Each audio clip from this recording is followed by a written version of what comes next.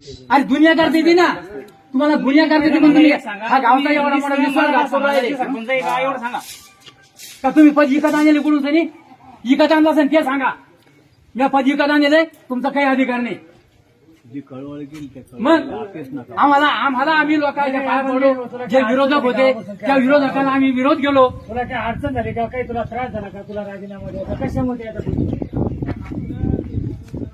बाकीचं सोडून दे. तू गावात गाव सोडून तरी बाहेर दुनिया कर. आम्हाला काही शिकवत नाही. पण गावामध्ये काही करत नाही. याद राहा. तुला वाटत असं ना सुनत असं ते जे आयरे गेले समजू नको.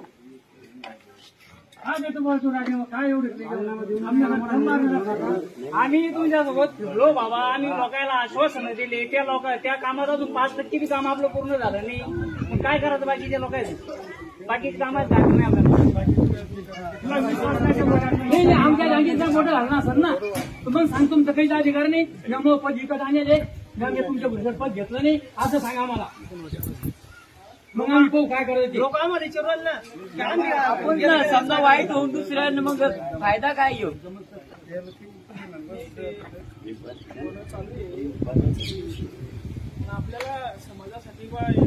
समाजासाठी समज नाही का आमच्या मुखात आपली भाषा करायच्या 50 लोक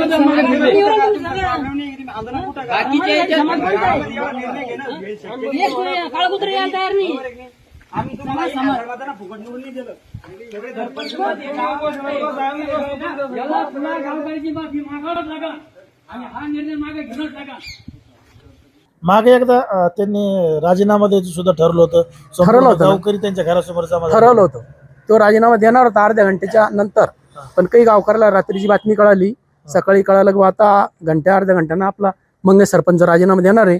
तर काही मागे सुरक्षित लोक म्हणा, आमचे लोक म्हणा, त्याच्या दारासमोर जमले. मग त्याला माहित पडलं तू सरपंच झाला, स्वतःच्या याच्यावर थोडी झाला. आम्ही तुला सहकार्य केलंच ना. आम्हाला कोण चित्ते मोराला. जर तू आज राजीनामा देऊ राहिला तर आम्हाला गावाच्या बाहेर जावं लागेल. आम्हाला विरोधी लोक हसू राहिले. तो असं काय करू राहिला.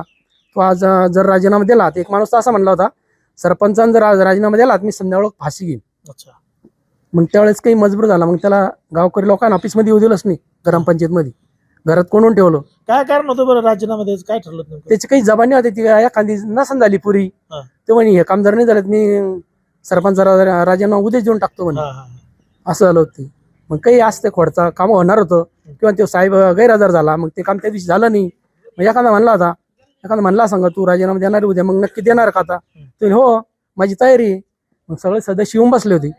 पण त्याला गावकरी लोकांना मग ग्रामपंचायतीमध्ये जाऊ दिलंच नाही. अच्छा, म्हणजे शब्दाला पक्का माणूस अच्छा. हो. आणि जे लोक म्हणजे स्टंट करतो, मग तो स्टंट करतो तर मग तू स्वतः एक दिवस तरी करून पाहिजे ना. तो 10 दिवस उपोषण करतो, उपाशी राहतो. मग जो तुम्हाला म्हणतो ना स्टंट करतो त्याला तू एकच दिवस करून पाय आणि गावातच करून पाय. बाहेर जायची तुझी हिंमत होत नाही.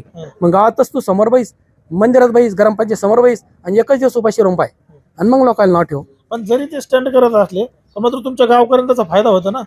गावकऱ्याला फायदा होत त्याच्यामुळेच होतो ना. मग आता जे पाऊस पडू राहिला त्याच्यामुळेच पडू राहिला. आता मागं 10 दिवस त्यांना सिल्लोडला उपोषण केलं. आमच्या गावासाठी थोडी केलं, सिल्लोड तालुक्यासाठी केलं. पैसे मिळून गेले लोकांना. झाला शेतकऱ्याचा फायदा. झाला फायदा. अच्छा.